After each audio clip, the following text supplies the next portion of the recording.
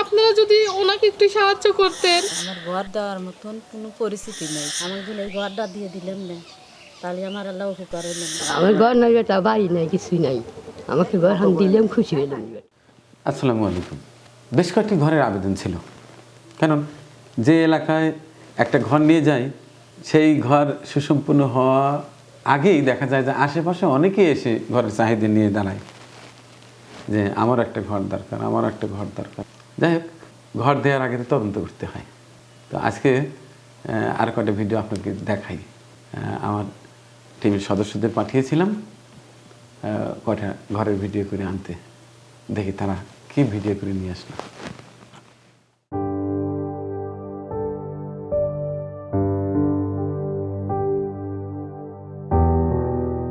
আমার নাম রোজিনা, গ্রাম হাট দিলুয়া। আমি খুবই অসহায়, স্বামীটা হলো আত পাগলা গেছে, দুইটা মেয়ে। আমার ঘর দেওয়ার মতন কোনো পরিস্থিতি নেই। আপনারা তো দেখলেনি আমার ঘরের কি অবস্থা, ভাঙাচুরা ঘর, আর উপরে হলো টিন ঝাঁঝরাওয়া গেছে। ঘর দিয়ে একবার সারা ঘর দিয়ে পানি পড়ে। যদি আপনারা যদি একটু দয়া ধর্ম করে যদি ঘরটা দিতেন তাহলে আমার খুবই উপকার হইনি।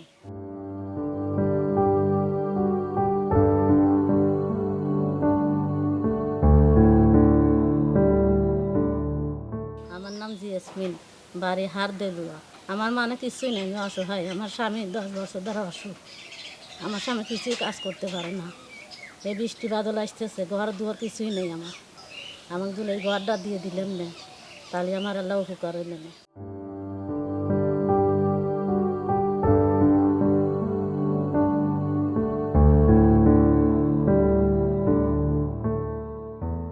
আমার নাম মোসাম্মদ সেলিনা খাতুন। আমার বাড়ি উল্লাপাড়া, পশ্চিম পাড়া।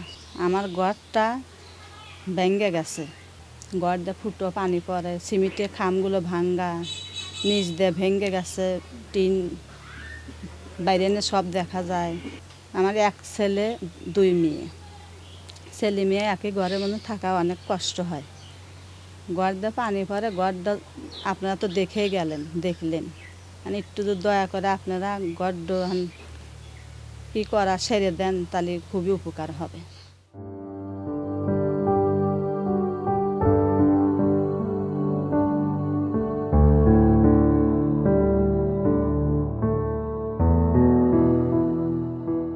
আমার নাম দিলালি, আমি নেওয়ার কাছে থাকি, ভাঙ্গাচুরা ঘরে থাকি।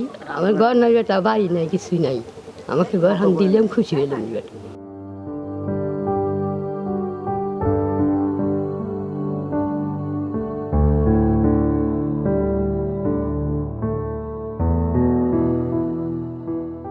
আমার প্রতিবেশী মানে অসহায় মানুষ, ভাঙাচুরা ঘরে থাকে, বৃষ্টিতে মানে খুব কষ্টতে থাকে। যদি আপনারা যদি দয়া করে যদি তাকে একটা ঘর দিলেন তাহলে সে একটু ভালো হলে থাকে, মানে হয়তো আপনাদের জন্য দোয়া দোয়া কালাম পড়তো।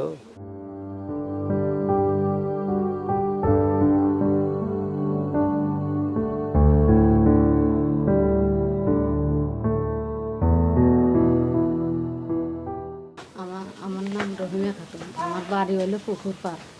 আমার ঘরটা দেখেন কি আছে। আমার স্বামী মারা গেছে কয়েক বছর ধরে। 2টা মেয়ে নিয়ে কাজ করে খায়। আমার ঘর দেওয়ার সামর্থ্য আল্লাহ নাই। আমি কেমন করে ঘরটা দেব? আপনারা সহযোগিতা করে আল্লাহ ঘরটা দিয়ে দিলে ভালো হতো। আপনাদের জন্য আমি দোয়া করলাম।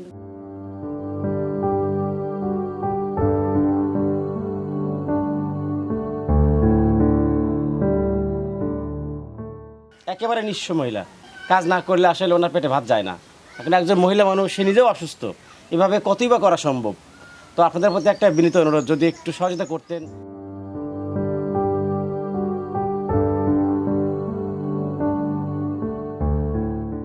ওনার আর্থিক অবস্থা অনেকটাই খারাপ।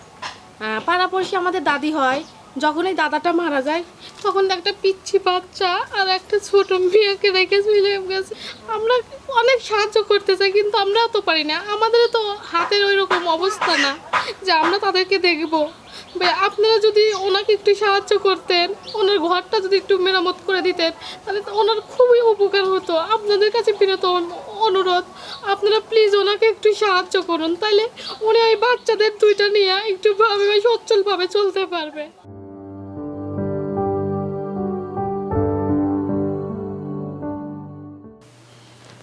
দেখলেন তো আরও কয়টি অসহায় পরিবারের চিত্র।